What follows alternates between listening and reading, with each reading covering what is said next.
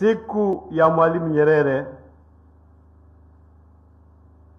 tunapomkumbuka baba wa taifa,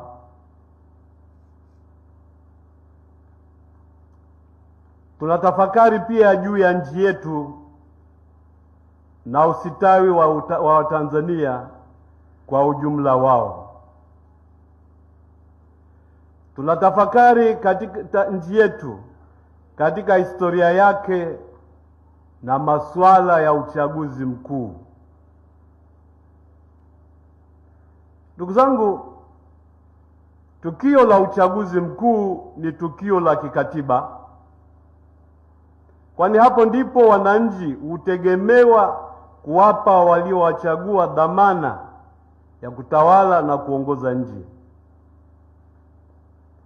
Ibara ya 8 ya Katiba ya Jamhuri ya Muungano wa Tanzania inaweka wazi kuwa mamlaka ya nchi yamo chini ya wananchi na serikali huwajibika kwa wananchi.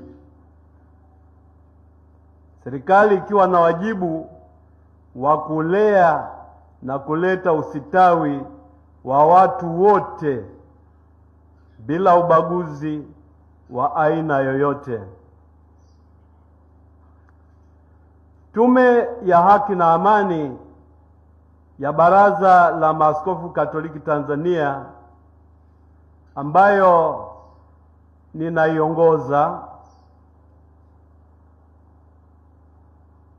kwa kulitazama tukio la uchaguzi mkuu wa mwaka huu wa 2025,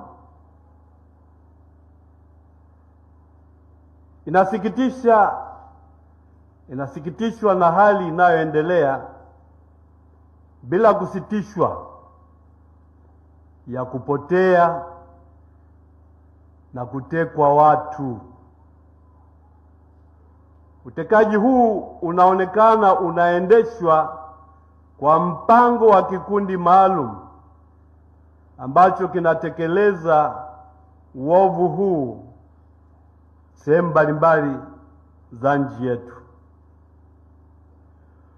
Utekaji huu umepelekea ulinzi wa haki ya uhai, ambayo ni haki ya msingi, kupotea, kwani hatusikii walio hapa kulinda uhai wa Watanzania kulaani au kukomesha huu utekaji na kutoweka kwa watu.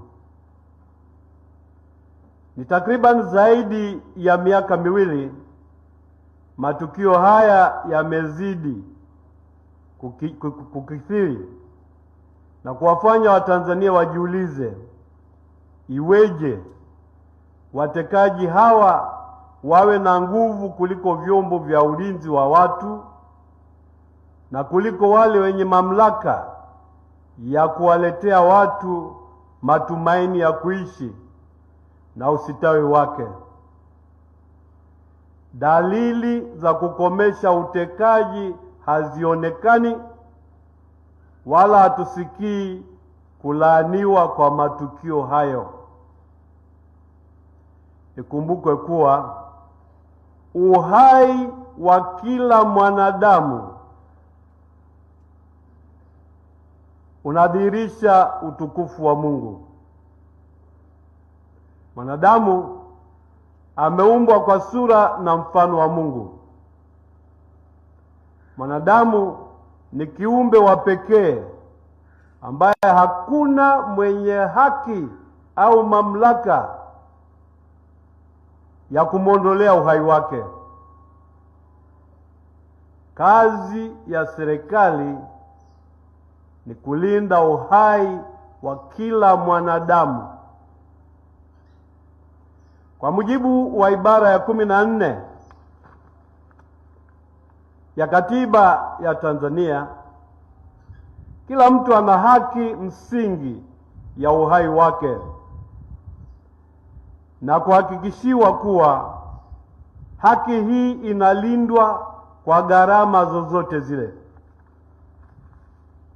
Askofu, tunataka serikali kuhakikishia raia na watu wote usalama wa haki ya uhai wa kila mtu bila ubaguzi wowote. Uchaguzi mkuu una maana tu endapo watu wanapata viongozi wenye kulinda na wenye kutetea uhai. Wagombea wa vyama na vyama vyao kwa mujibu wa ibara ya 3 na ya 5 walipaswa kuonyesha uwezo na moyo wa kuwashinda watekaji na wauaji. Sheria zipo zinazoonyesha jinsi ya kushughulikia wahalifu. Kwa nini basi waliopotea na kutekwa hawapatikani mahabusu? Tunaitaka serikali izingatie kanuni ya utawala wa sheria na kuheshimu kimatendo haki ya msingi ya kila mwanadamu. Kuelekea uchaguzi mkuu, tunawaomba raia wote kuongozwa na dhamiri iliyo safi, iliyo hai na yenye kuongozwa na ukweli halisi, wenye kuzingatia hofu ya Mungu, utu wa mtu, historia nzuri ya taifa letu, umoja na mshikamano wa taifa letu.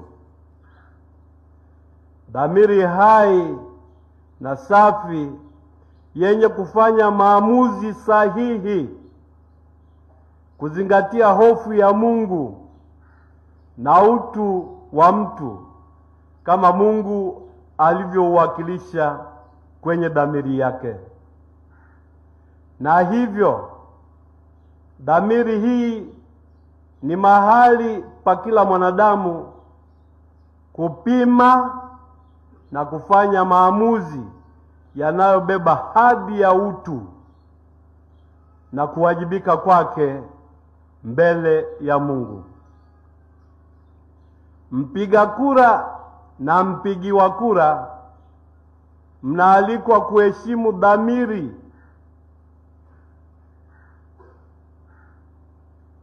juu ya suala hili la uchaguzi mkuu. Usirubuniwe kwa vitisho wala kwa rushwa. Usirubuniwe kwa namna yoyote ile.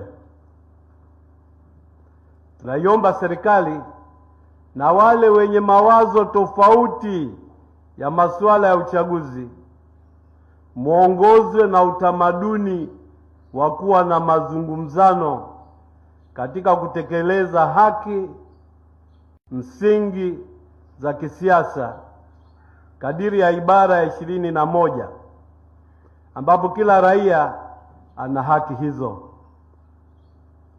Wanasiasa kupitia vyama na serikali zungumze, wahakikishieni watu haki zao.